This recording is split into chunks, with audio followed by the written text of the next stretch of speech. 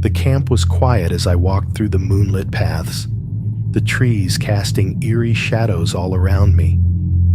It was my first night as a counselor, and I couldn't shake the feeling of unease that had settled in my stomach. The flickering lights near the edge of the campgrounds caught my attention, drawing me away from the safety of the main cabin. My heart pounded in my chest as I moved closer, the sound of my footsteps amplified in the stillness of the night. May 11th had always been a special date for me, but tonight it felt charged with an unsettling energy. I remembered the stories the other counselors had told me earlier that day. They said strange things happened around the camp around this time of year, but I had laughed it off. Now, as I moved deeper into the woods, I wasn't so sure. The air felt colder, and the silence was almost oppressive. I stopped for a moment, trying to steady my breathing, but the strange noises continued, soft whispers that seemed to come from nowhere and everywhere at once. Summoning my courage, I continued forward, the path becoming narrower and more overgrown. The flickering lights seemed to be leading me somewhere, but I couldn't figure out where. My flashlight cast long, wavering beams through the trees, and I began to feel like I was being watched. The date, May 11th, echoed in my mind, reminding me of the eerie tales I'd heard. Suddenly, a rustling sound came from the bushes to my right.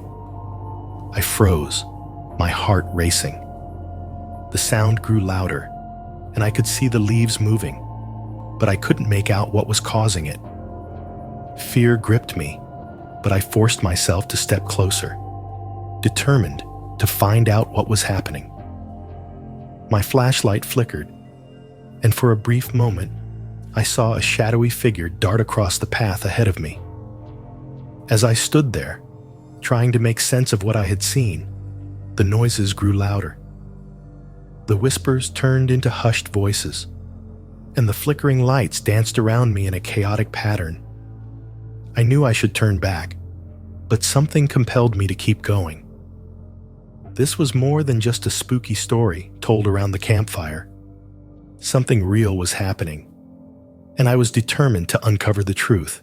I ventured deeper into the woods, my flashlight illuminating the narrow path ahead. The strange noises grew louder, and the whispers seemed to follow me, wrapping around me like a fog. The trees were thicker here, their branches intertwining to form a dense canopy that blocked out the moonlight. My sense of unease intensified, but I pushed forward, driven by a mix of fear and curiosity. As I approached a small clearing, I saw an old, abandoned cabin. Its wooden walls were weathered and covered in moss, and the windows were dark and broken. The flickering lights seemed to originate from within, casting eerie shadows that danced across the clearing. I hesitated for a moment, my instincts screaming at me to turn back, but I forced myself to move closer.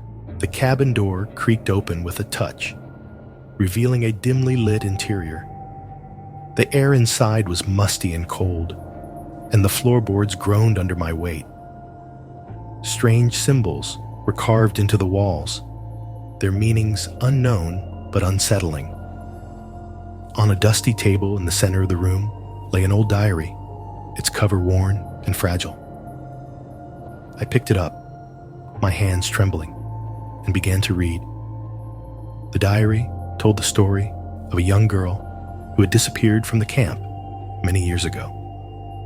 Her writings were filled with fear and confusion, describing strange occurrences and a growing sense of dread. As I read, I felt a chill run down my spine. The events she described mirrored what I was experiencing. My breath quickened, and I felt a presence in the room with me. Just as I was about to turn the page, I heard footsteps approaching the cabin. Panic surged through me, and I quickly hid behind a large broken cabinet. The footsteps grew louder, and soon, a shadow appeared in the doorway. I held my breath, praying that whoever or whatever was outside wouldn't find me. The shadow lingered for a moment before moving away, leaving the cabin in silence once more. I waited for what felt like an eternity before daring to move.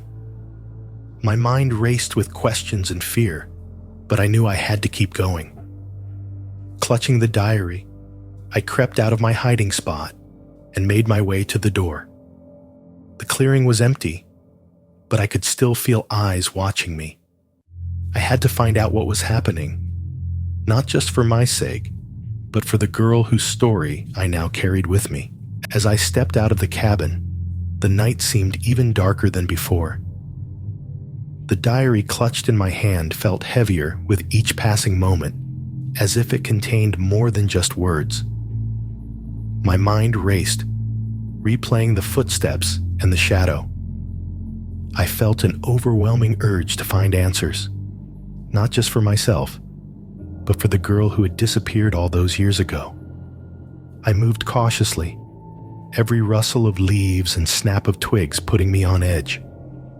The path ahead was barely visible, overgrown with weeds and branches. My flashlight flickered, and for a moment, I was plunged into darkness.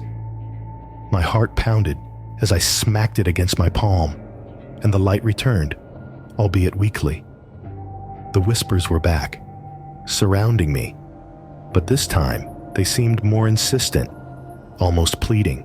The deeper I ventured into the woods, the more the air grew cold and damp. I stumbled upon another clearing, and in the center stood a massive oak tree.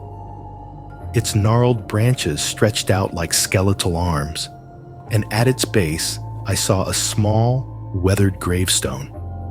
The name was worn away by time, but the dates were clear.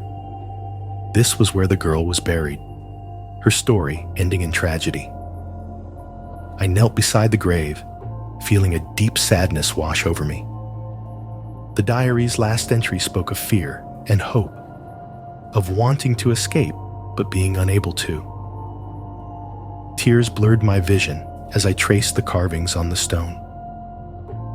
I whispered a silent promise to uncover the truth and bring peace to a restless spirit. As I stood, I noticed something glinting in the moonlight near the tree roots.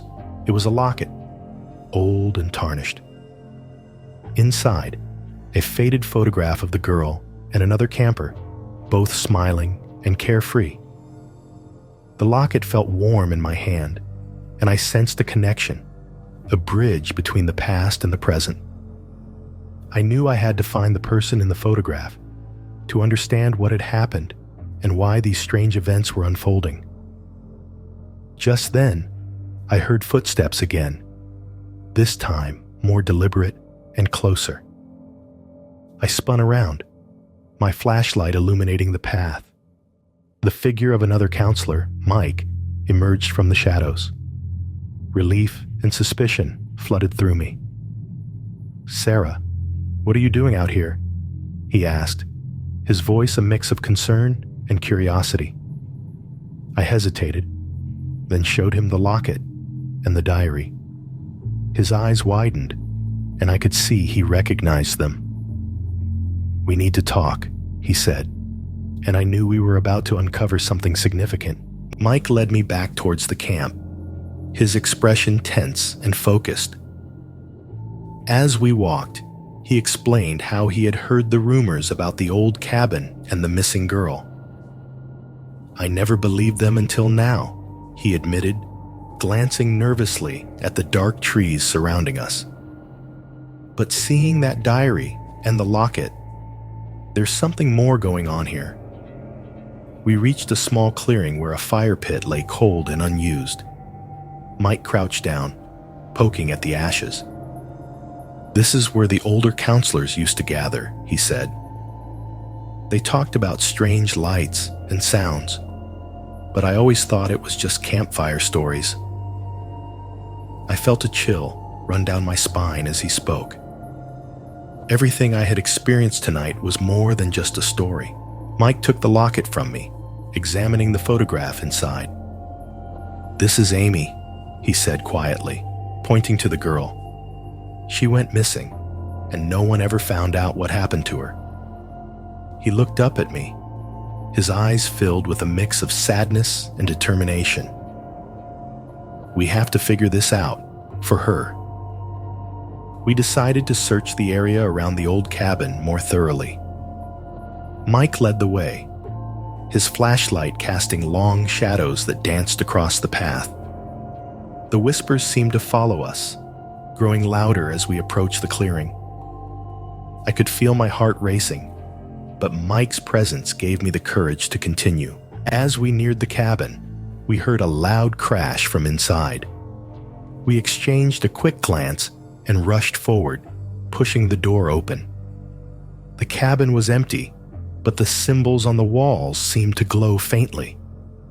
The diary lay open on the table, its pages fluttering as if caught in a breeze. "Look at this," Mike said, pointing to a page with a detailed map of the campgrounds. "There's a hidden passage here beneath the cabin." We found a trapdoor, hidden under a pile of old blankets. It creaked open to reveal a dark, narrow staircase leading down into the earth. Mike handed me his flashlight, and together we descended into the unknown. The air grew colder and damper as we went deeper, the whispers echoing around us. I could feel the weight of history pressing down on us, the secrets of the past demanding to be uncovered. At the bottom of the stairs, we found a small underground chamber. The walls were lined with old dusty books and more of the strange symbols. In the center of the room was a large wooden chest. Mike and I exchanged a look of determination. Whatever was inside, we were ready to face it together. With a deep breath, I reached for the lid of the wooden chest. It was heavy and creaked loudly as I opened it, revealing a collection of old, weathered objects. Among them were photographs, letters, and personal belongings of the missing campers. Mike and I sifted through the items, the weight of their stories pressing down on us. Each piece told a part of the mystery, and we began to piece together the tragic tale of Amy and her friends. We found an old, tattered journal at the bottom of the chest. It belonged to one of the counselors from many years ago. The entries were filled with fear and desperation, describing the strange occurrences that had plagued the camp. The final entry detailed a plan to hide the truth, to protect the remaining campers from the dark force that had taken Amy.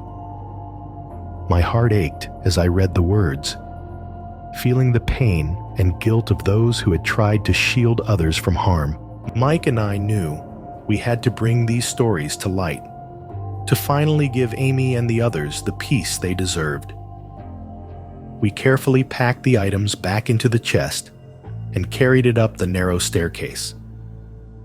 As we emerged from the underground chamber, the first light of dawn was breaking through the trees, casting a hopeful glow over the camp.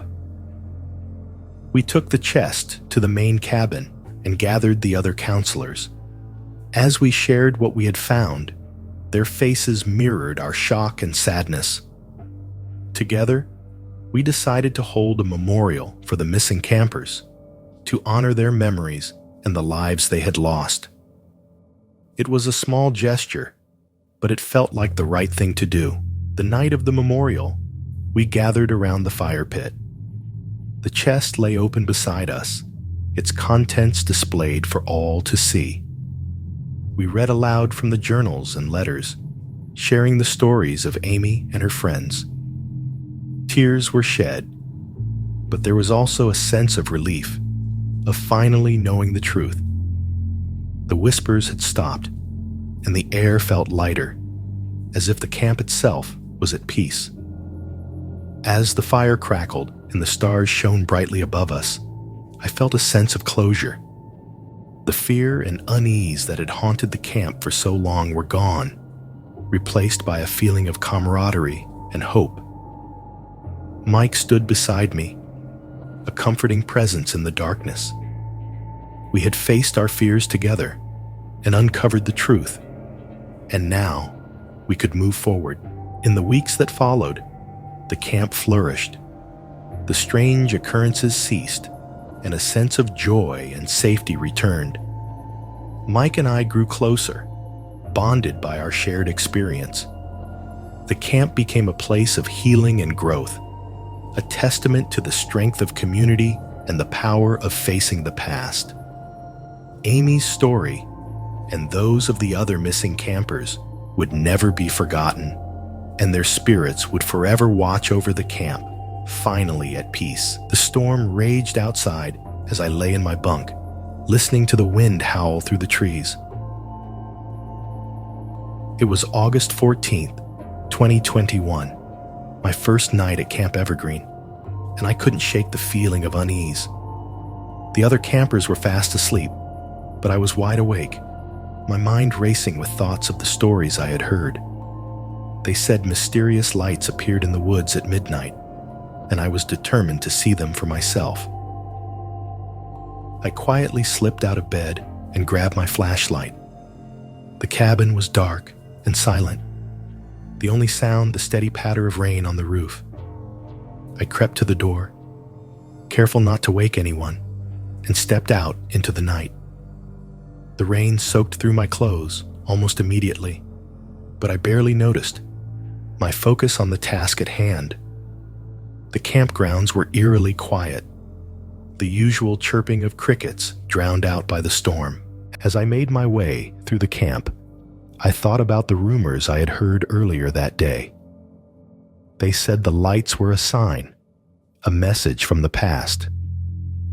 My curiosity overpowered my fear, and I followed the narrow path that led into the woods. The trees loomed overhead, their branches swaying ominously in the wind. I felt a shiver run down my spine as I pressed on, the beam of my flashlight cutting through the darkness. I reached the edge of the woods and paused, listening for any sound that might guide me. The rain had lessened, becoming a light drizzle. Just as I was about to turn back, I saw them, the lights.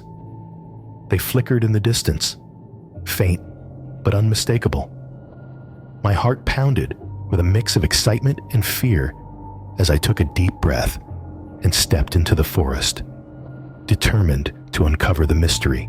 The deeper I went, the more the trees seemed to close in around me. The lights grew brighter, their glow casting strange shadows on the ground.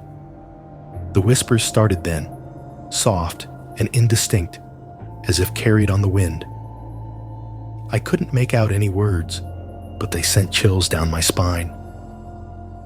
I quickened my pace, eager to reach the source of the lights and the answers they promised.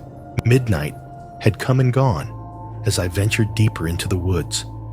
The lights seemed to dance ahead of me, always just out of reach. The storm had subsided, leaving behind an eerie stillness that made every rustle of leaves and snap of twigs echo in the darkness. I felt as though the forest was alive, watching my every move. The whispers grew louder, though I still couldn't discern their source or meaning. As I followed the lights, I came upon an old, rusted gate, half hidden by overgrown ivy. It stood in the middle of the forest, seemingly leading nowhere. I pushed it open with a creak that sounded deafening in the quiet night. Beyond the gate, the path became narrower, the trees thicker. The lights continued to guide me, their glow illuminating the way. My heart raced with anticipation and fear, unsure of what I would find. The path led to a clearing where ancient ruins lay scattered. Moss-covered stones and crumbling pillars hinted at a structure long forgotten. The air here was colder, and the whispers seemed to converge, forming an almost tangible presence. I felt a growing sense of dread, but my curiosity propelled me forward. I explored the ruins, the flashlight casting long shadows that danced across the broken stones. In the center of the clearing stood an altar, its surface covered in strange carved symbols. The lights hovered above it, casting an ethereal glow. I approached cautiously, my heart pounding in my chest. As I reached out to touch the altar, a sudden gust of wind blew through the clearing, extinguishing my flashlight and plunging me into darkness. Panic surged through me as I fumbled to turn the light back on. When the flashlight flickered back to life, I saw something that made my blood run cold. Standing on the other side of the altar was a figure, cloaked in shadow. It was watching me, its eyes glowing faintly in the dark. I froze, unable to move or speak. The figure raised a hand, and the whispers intensified, filling my mind with a cacophony of voices. I felt an overwhelming urge to run, but my feet were rooted to the spot. The figure pointed to the ground at my feet. I looked down and saw a small, ancient-looking journal, half buried in the dirt. With trembling hands, I picked it up and opened it. The pages were filled with cryptic messages and warnings, written in a language I didn't understand.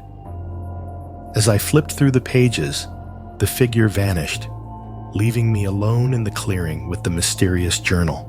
The journal's pages crackled as I turned them, each one filled with symbols and drawings that seemed to pulse with a strange energy. The whispers grew softer, as if the forest itself was holding its breath. My mind raced as I tried to make sense of the cryptic messages. Despite not understanding the language, I felt a connection to the words, as if they were meant for me. As I continued reading, I noticed a pattern in the drawings, maps of the campgrounds and the surrounding woods. One map marked a specific location near the ruins, a spot I had not yet explored. The thought of venturing further into the unknown filled me with both dread and determination. Clutching the journal, I left the clearing and followed the path indicated on the map. The path led me to a small, hidden cave, its entrance obscured by thick underbrush. I pushed aside the branches and stepped inside, my flashlight casting eerie shadows on the cave walls. The air was damp and musty, the smell of earth and decay filling my nostrils. The whispers returned, louder and more urgent, echoing off the stone walls. Inside the cave, I found a small altar similar to the one in the clearing. On it lay an old, weathered chest, its surface covered in dust and cobwebs. My hands trembled as I lifted the lid, revealing an assortment of objects: a rusted key, a piece of fabric, and an old photograph. The photograph showed a group of campers, their faces smiling, but their eyes haunted. Among them was the figure I had seen in the clearing, standing slightly apart from the rest. I pocketed the key and the photograph, feeling a strange sense of urgency. The whispers seemed to guide me, urging me to return to the ruins. As I made my way back, I couldn't shake the feeling that I was being watched. The trees closed in around me, their branches reaching out like skeletal hands. My flashlight flickered, and I quickened my pace, the journal and photograph clutched tightly in my hands. When I reached the clearing, the lights were gone, and the ruins were silent. I approached the altar, placing the journal and photograph on its surface. The whispers grew louder, forming words I could finally understand. "The truth lies within," they said, repeating the phrase over and over. I took the rusted key from my pocket and examined it, wondering what it could unlock. Suddenly, the ground beneath the altar shifted, revealing a hidden compartment. Inside was a small, ornate box. My heart pounded as I inserted the key and turned it, the lock clicking open with a satisfying sound. The box contained a single item, a locket identical to the one I had found before, but this one was pristine, as if untouched by time.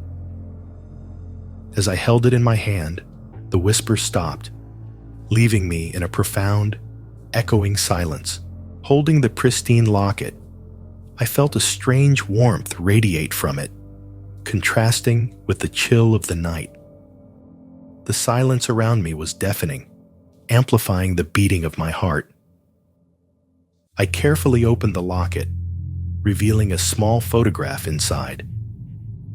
It was the same girl from the earlier photo, but this time she was alone, her expression one of serene calmness. The whispers had stopped entirely, and I felt an eerie calm settle over the clearing. I knew I had to find out more about this girl and her connection to the strange events at the camp. With the locket in hand, I left the ruins and headed back towards the campgrounds, the path seeming more treacherous in the darkness. My mind raced with questions and theories, but I knew the answers lay with the locket and the journal. Back at the camp, I found Mike waiting by the fire pit, his face lit by the dying embers. "You found something, didn't you?" he asked, his voice barely above a whisper. I nodded and showed him the locket and the journal. His eyes widened as he examined them. "This changes everything," he said, his tone serious. "We need to talk to the camp director. He might know more about the camp's history in these items." The camp director, Mr. Thompson, was an older man with a stern demeanor. He listened intently as Mike and I explained what we had found. His face grew paler with each passing moment. "I never thought anyone would uncover this," he said, his voice shaking. "The girl in the photograph is my sister, Emily. She went missing many years ago, and we never found out what happened to her." Mr. Thompson led us to his office, where he pulled out an old dusty box. Inside were more photographs and documents, detailing the camp's history and the mysterious disappearances. "Emily was always fascinated by the old stories and legends about this place," he explained. "She believed there was something hidden in these woods, something powerful and ancient." As we looked through the documents, a clearer picture began to emerge. The camp had been built on land that was once home to a secretive society, dedicated to protecting a powerful artifact. The locket, it seemed, was part of that artifact, holding a key to its location and purpose. Emily had been close to uncovering the truth when she disappeared. With a sense of urgency, we decided to return to the ruins one last time. Armed with the knowledge we had gathered, Mike, Mr. Thompson, and I made our way back through the woods. The night was growing colder, and a dense fog had settled over the campgrounds, adding to the sense of foreboding. The clearing seemed even more ominous in the misty light, the ruins casting long shadows. As we approached the altar, the ground began to tremble. The hidden compartment opened once more, revealing the ornate box. This time, however, the box glowed with an otherworldly light. The whispers returned, guiding us as we placed the locket back inside. The ground shook violently, and a beam of light shot up from the box, illuminating the night sky. We watched in awe as the light faded, leaving behind a sense of peace and closure. The beam of light dissipated, leaving an ethereal glow around the altar. The air felt lighter, and the oppressive atmosphere that had haunted the camp seemed to lift. Mr. Thompson, Mike, and I stood in silence, absorbing the magnitude of what had just happened. The whispers were gone, replaced by an almost tangible sense of peace. It felt like the forest itself was breathing a sigh of relief. Mr. Thompson stepped forward, his eyes misty with emotion. "Emily's spirit is finally at rest," he said softly. "We've done something important here tonight." He placed a hand on the altar, as if saying a final goodbye to his sister. The locket, now a simple piece of jewelry, lay in the open box, its power seemingly spent. We exchanged looks of quiet understanding, knowing that we had brought closure to a long-standing mystery. As we made our way back to the campgrounds, the fog began to lift, revealing the stars shining brightly overhead. The path seemed less treacherous now, the trees less menacing. Mike walked beside me, a silent pillar of support. "We did it," he said, breaking the silence. "We uncovered the truth and brought peace to those who were lost." Back at the camp, the other counselors gathered around the fire pit, their faces a mix of curiosity and concern. We shared our story, detailing the discovery of the journal, the locket, and the ancient artifact. Their reactions ranged from disbelief to awe. It was clear that the camp would never be the same, but in a way that honored its past and looked forward to a brighter future.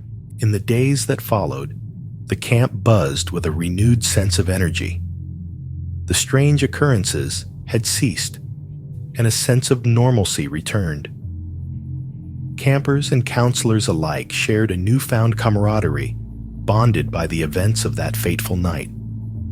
The story of Emily and the hidden artifact became a part of camp lore, a tale told around the fire with reverence and respect. Mr. Thompson decided to create a memorial in honor of his sister and the other missing campers. It was a small garden near the ruins, a place of reflection and remembrance. The locket and journal were placed in a glass case, a testament to the courage and perseverance that had uncovered the truth. Visitors often left flowers and notes, paying their respects to those who had been lost but never forgotten. As for me, the experience had changed me in ways I couldn't fully understand. The fear and uncertainty I had felt that night were replaced by a sense of purpose. I knew that the camp would always hold a special place in my heart, a reminder of the power of truth and the importance of facing one's fears. And as I stood by the memorial, looking out over the campgrounds bathed in the golden light of sunset, I felt a profound sense of peace, knowing that Emily and the others were finally at rest